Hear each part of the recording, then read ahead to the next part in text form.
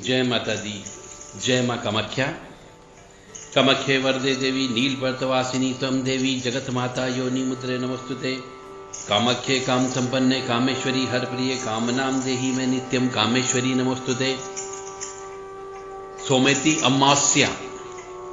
सोमेती अमावस्या के दिन क्या क्या चीज मनुष्य को करना चाहिए और क्या क्या नहीं करना चाहिए, क्योंकि सोमेती अमावस्या का दिन हिंदू धर्म के लिए, सनातनी मनुष्य के लिए बहुत ही महत्वपूर्ण दिन है। इस वजह से इस दिन बहुत से ऐसे काम करना चाहिए जिसकी वजह से पुण्य की प्राप्ति हो सके। पाप कर्म नहीं कमाना चाहिए, क्योंकि सोमेती अमावस्या के दिन किया गया पाप अक्षम्य पाप होता है। और यह अक्षम्य पाप आप चाहे जिस योनि में पैदा हो जाए, चाहे वो कुत्ते की योनि में जाए, जानवर की योनि में जाए, पशु की योनि में जाए, पक्षी की योनि में जाए, कीट पतंग की योनि में जाए या मनुष्य योनि में आप आए, वो आपका संचय पाप कर्म होता है, संचित पाप कर्म होता है, वह कभी भी नष्ट नहीं होगा। इसलिए आपको सोमवती अमावस्या या शनिवारी अमावस्या जब भी आती है, उस दिन बहुत से ऐसे कार्य जो नहीं करना चाहिए वह मैं बताने जा रहा हूं, और क्या क्या करने चाहिए वो भी मैं बताने जा रहा हूं। तो सोमेती अमावस्या के दिन मनुष्य को झूठ नहीं बोलना चाहिए, पाप कर्म नहीं करना चाहिए। जिसको समाज गलत बोलता हो, कानून गलत बोलता हो, धर्म गलत बोलता हो, वह पाप कर्म कहलाता है। वह पाप कर्म भी नहीं करना चाहिए। सोमवती अमावस्या के दिन या शनिचरी अमावस्या के दिन स्त्री के साथ सोना वर्जित है। व्यभिचार नहीं करना चाहिए, शराब नहीं पीना चाहिए, मांस का सेवन नहीं करना चाहिए, अंडा नहीं खाना चाहिए, झगड़ा नहीं करना चाहिए, स्त्री के ऊपर हाथ नहीं उठाना चाहिए और स्त्री को मारना पीटना भी नहीं चाहिए।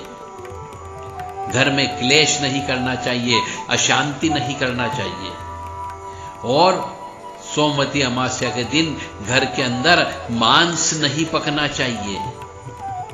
परिवार के सभी सदस्य अमावस्या के दिन मिलकर के पिंडदान और श्राद्ध करना चाहिए।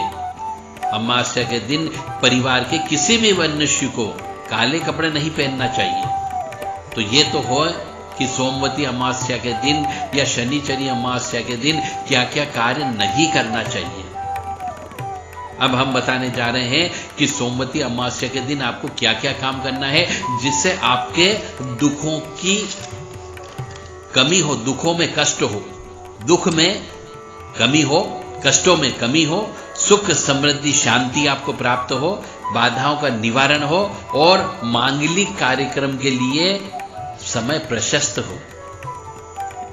तो कौन कौन से काम आपको करना है? काम बहुत सारे हैं। इसमें से जो काम आप कर सकते हो अपनी क्षमता और योग्यता के अनुसार वो कार्य अवश्य करिए, तो निश्चित तौर से आपको पितरों का आशीर्वाद अवश्य प्राप्त होगा। पवित्र नदी में स्नान करना चाहिए। सोमवती अमावस्या के दिन पवित्र नदियों में स्नान करने की परंपरा है, और ये परंपरा हमारे बड़े बुजुर्गों द्वारा डाली गई है, जिसमें गंगा, यमुना, गोदावरी, सरस्वती, नर्मदा, सिंधु, कावेरी, शिप्रा इत्यादि नदियों में स्नान करने का नियम है। इस दिन स्नान करने से पितृ बहुत प्रसन्न होते हैं, और स्नान करने के बाद में यथाशक्ति यथा योग्य दान देना चाहिए, अन्न का दान देना चाहिए। कुरुक्षेत्र में ब्रह्म सरोवर पर जाकर स्नान करना चाहिए। वहां पर पिंड दान और तर्पण भी करना चाहिए, और यथाशक्ति यथा योग्य अन्न का दान और वस्त्र का दान करना चाहिए। पुष्कर जी में जाकर ब्रह्म सरोवर में स्नान करना चाहिए और वहां पर भी वही पिंडदान करना चाहिए, तर्पण करना चाहिए और अपनी क्षमता के अनुसार अन्नदान, वस्त्रदान या धातु का दान करना चाहिए, या फिर अपने शरीर के बराबर वजन तोल करके अन्न का दान करें, जिसको तुलादान बोलते हैं। श्राद्ध कर्म अवश्य करना चाहिए। और जिनको पितृदोष है, जन्म पत्रिका के अनुसार जिनको पितृदोष की उत्पत्ति है, उनको तो विशेष तौर से सोमवती अमावस्या के दिन श्राद्ध कर्म करना ही चाहिए। ब्राह्मणों को भोजन कराना चाहिए। अब किन किन ब्राह्मणों को श्राद्ध का भोजन कराना चाहिए, यह इंपॉर्टेंट है। ऐसा कहा जाता है कि श्राद्ध के लिए ऐसा ब्राह्मण को भोजन कराना चाहिए जो खंडित नहीं हो। आप ब्राह्मण को ऐसे दान दे सकते हो बिना पितृ के लिए, परंतु यदि श्राद्ध का दान देना है तो ऐसा ब्राह्मण चाहिए जो किसी मंदिर में सेवा करता हो। उसकी रोजी रोटी का साधन ही मंदिर की सेवा करना हो, और ऐसे ब्राह्मण को देना चाहिए जो खंडित नहीं होना चाहिए। खंडित का मतलब हो गया ऐसा ब्राह्मण जो अंधा, लूला, लंगड़ा, गूंगा, बहरा नहीं हो। ऐसे ब्राह्मण को दिया गया दान श्राद्ध का दान लगता है। और यदि आपने खंडित ब्राह्मण को दे दिया तो वो श्राद्ध का दान नहीं माना जाएगा, वो दूसरा दान माना जाएगा। तो सूर्यास्त के बाद गोधूली बेला में घर के मुख्य दरवाजे के बाहर चौमुखी दीपक लगाना चाहिए। और यह दीपक जो लगेगा, यह दीपक घर के अंदर से आप तैयार करके ला सकते हैं, परंतु उस दीपक को प्रज्वलित करना है। वो घर के मुख्य दरवाजे के बाहर दीपक रखें, उसके बाद वहीं पर बैठ करके ही पितरों का ध्यान करते हुए उस दीपक को प्रज्वलित करना है। अंदर से दीपक को जला करके नहीं लाना है। वह सरसों के तेल का हो सकता है और तिल के तेल का दीपक भी हो सकता है, और इतना बड़ा दीपक होना चाहिए जो कम से कम 4 घंटे तक चल सके। सूर्यास्त के समय यानी गोधूली बेला से प्रज्वलित करें, जो कम से कम रात को 11 साढ़े 11 बजे तक चलता हो। सोमवती अमावस्या के दिन गरीबों को अन्न पका करके देना चाहिए, यानी खिचड़ी बना करके आप दे सकते हो, पूरी सब्जी उनको खिला सकते हो, परंतु अन्न का ही वितरण करें। गरीबों को ऊनी वस्त्र जो श्रद्धा हो वह दान देना चाहिए। घर के बड़े बुजुर्गों का आशीर्वाद अवश्य लेना चाहिए। उनके चरण स्पर्श अवश्य करें और उनके पैरों की मालिश भी करें, तो आपको निश्चित तौर से अपने बड़े बुजुर्गों का आशीर्वाद मिलेगा, अपने पितरों का आशीर्वाद मिलेगा। श्राद्ध का कार्य जो भी करें पूर्ण श्रद्धा के साथ करें, पूर्ण विश्वास के साथ करें और आत्मीयता से करें, और मन से करें और दिल से करें। कोई जबरदस्ती न करें। जब मन हो तो ही करिए, यदि मन नहीं है तो मत करिए। और पूजा करने के बाद में घर परिवार के सदस्यों के साथ में मिलनसार अवस्था में रहें, क्रोध न करें।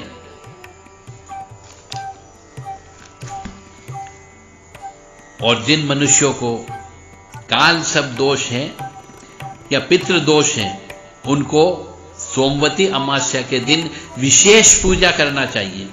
यह विशेष पूजा उज्जैन में सिद्धवट पर होती है, नासिक में गोदावरी नदी के तट पर होती है, और श्रीशैलम में मल्लिकार्जुन ज्योतिर्लिंग पर होती है।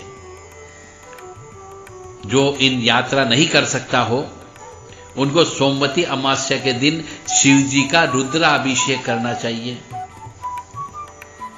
किसी कुएं बावड़ी पर जाकर कच्चा दूध डालना चाहिए और वहां पर एक घी का दीपक लगाना चाहिए। इससे भी पितरों की प्रसन्नता होती है। सोमवती अमावस्या को गाय के सूखे कंडे या गोबर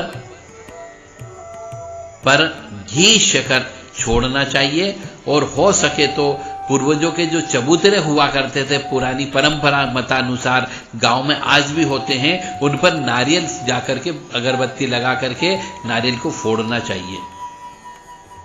घर की पंडेरी होती, यानी ऐसा स्थान जहां पर घर का पीने का पानी रखा जाता है, उस स्थान को पंडेरी कहा जाता है। तो उस जगह पर घी का दीपक लगाना चाहिए और सफेद मिठाई अवश्य चढ़ाना चाहिए। सोमवती अमावस्या के दिन चींटियों को कसार यानी होता है आटा घी, इनको मिला करके सेका जाता है मद्दी आंच पर, और ठंडा होने पर शक्कर खोपरे का भूरा मिला करके उसको कसार बोला जाता है। तो यह कसार लाल चींटियों और काली चींटियों को उनके बिल के पास छोड़ना चाहिए, इससे आपके शत्रुओं का नाश होता है। यदि पितरों की अप्रसन्नता की वजह से कोई शत्रु उत्पन्न हो गया है तो वह शत्रु आपसे शत्रुता छोड़ देगा। सोमवती अमावस्या के दिन पीपल के पेड़ की पूजा करना चाहिए और पूजा करने के उपरांत कम से कम 108 परिक्रमा लगाना चाहिए। दीपक अवश्य लगाएं, दूध मिश्रित जल अवश्य चढ़ाएं, और जिन घरों में पूर्वजों का दाह संस्कार विधि विधान से नहीं हुआ है और उनके पूर्वज परेशान कर रहे हैं, तो यह सोमवती अमावस्या उनके लिए बहुत ही महत्वपूर्ण दिन है। इस दिन को त्योहार जैसा दिन मनाना चाहिए और इस दिन मन से प्रसन्नता से प्रफुल्लित होकर जितने भी टोटके हो सके पितरों के निमित्त उन टोटकों को अवश्य करना चाहिए। सोमवती अमावस्या के दिन गाय को रोटी खिलाना चाहिए या फिर कोई भी 5 फल गाय को अवश्य खिलाएं। सोमवती अमावस्या के दिन काले कुत्ते को रोटी, उसके ऊपर थोड़ा सा तेल लगा लें तो तेल लगी हुई रोटी अवश्य खिलाना चाहिए। सोमवती अमावस्या के दिन घर में नमक के पानी से पोंछा लगाना चाहिए और जब पोंछा पूरा लग जाए तो जो गंदा पानी रहता है नमक वाला, उस पानी को अपने मकान के बाहर गमले रहते उसमें नहीं डालना है, क्यारी रहती उसमें नहीं डालना है, उस पानी को आपको अपने घर की लेटरिन शीट में डाल करके फ्लश चलाना है। सोमवती अमावस्या के दिन घर के अंदर के सभी मकड़ी के जाले आपको साफ करना है, इससे पितरों को प्रसन्नता मिलती है, लक्ष्मी का आगमन होता है। घर पर आए हुए मेहमानों को उड़द के बड़े या जिसको भजिए बोलते हैं, कुछ लोग पकोड़े बोलते हैं, तो घर पर आए हुए मेहमानों को पकोड़े, उड़द के पकोड़े खिलाना चाहिए दही डाल करके। यदि ये नहीं बना सकते हो तो सोमवती अमावस्या के दिन खीर अवश्य बनाएं और खीर का भोग अवश्य गाय के गड्ढे को जला करके लगाएं। तालाब या सरोवर के अंदर जो मछलियां रहती है उनको आटे की गोली बनाएं और वो आटे की गोली खिलाने से भी आपको सुख समृद्धि प्राप्ति होती है। और वो आटा जो रहेगा वो आटा लगाने के बाद में अपने ऊपर से सिर से लेके पैर तक 7 बार उतार लें, उसके बाद गोली बना करके मछलियों को खिलाएं। सोमवती अमावस्या के दिन सफेद फूल की माला बना करके या बाजार से खरीद करके किसी भी नाग मंदिर में चढ़ाना चाहिए। सोमवती अमावस्या के दिन पीले कलर की ध्वजा, पीले कलर का झंडा जिसको बोला जाता है, वह विष्णु मंदिर में जाकर के अवश्य लगाना चाहिए। इससे श्री हरि विष्णु अवश्य प्रसन्न होते हैं और जब वो प्रसन्न होंगे तो पितृ भी अवश्य प्रसन्न होते हैं।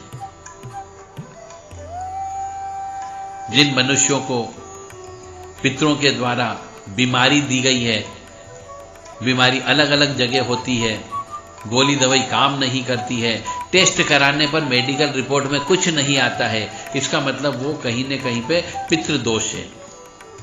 तो ऐसे मनुष्यों को जिनकी बीमारी ट्रेस आउट नहीं हो रही हो, ठीक नहीं हो रही हो, गोली दवाई काम नहीं कर रही हो, ऐसे मनुष्य का तुलादान करवाएं। तुलादान का मतलब होता है उस मनुष्य के वजन के बराबर अन्न को तोलें और गरीबों में बंटवा दें। यदि गरीब नहीं मिलते हो तो बहते पानी में आप डाल दीजिए या फिर उतने अनाज का पिसवा करके आप पूरी सब्जी बना करके भी गरीबों में बंटवा सकते हो। जिन मनुष्यों को सपने में काले सांप दिखते हो उन्हें सोमवती अमावस्या के दिन विशेष तौर से अपने पितरों के निमित्त श्राद्ध और तर्पण अवश्य करना चाहिए। तो उनको बहुत सारे कष्टों से छुटकारा मिल सकता है, मुक्ति मिल सकती है, क्योंकि जो कष्ट पितरों के द्वारा ही दिए जाते हैं। सोमवती अमावस्या के दिन जिस मंदिर में गाय का पालन होता हो यानी गौशाला हो, उस मंदिर में जाकर के गाय को बाजार से खरीद के वहां मंदिर में दान दे संकल्प के साथ में, तो इससे भी पितरों का आशीर्वाद प्राप्त होता है। इतने सारे उपाय ईश्वर ने आपको कष्टों से मुक्ति के लिए दिए हैं, जो शास्त्रों में बताए गए हैं वह करें। अब आप ये नहीं कह सकते कि हमें ज्ञान नहीं था। यदि आपने ये पूरा सुना है, समझा है, इसका मतलब आपको इस चीज का ज्ञान हो गया है कि पितरों की शांति कैसे की जाती है। तो इसलिए अब इसमें से जितना आप क्षमता के अनुसार हो सके करने का प्रयास करिए। सुखी रहिए, समृद्ध रहिए, शांति से रहिए और बाधाओं का निवारण करते रहिए। यदि आपने ये कार्यक्रम किए, परिवार के सभी व्यक्तियों ने मिलकर के थोड़े थोड़े ये उपाय किए हैं, तो निश्चित तौर से आपके घर में जल्दी ही मांगलिक कार्यक्रम होने की संभावना बन जाएगी, क्योंकि पितृ ही ऐसे हैं जो मांगलिक कार्यक्रम में रुकावटें उत्पन्न करते हैं। जय माता दी, जय मां कामाख्या। मुझे उम्मीद है आपको यह पसंद आया होगा। अवश्य प्रयोग करिए। ओम नमो भगवते वासुदेवाय। हरे राम राम राम हरे हरे, हरे कृष्ण कृष्ण कृष्ण हरे हरे।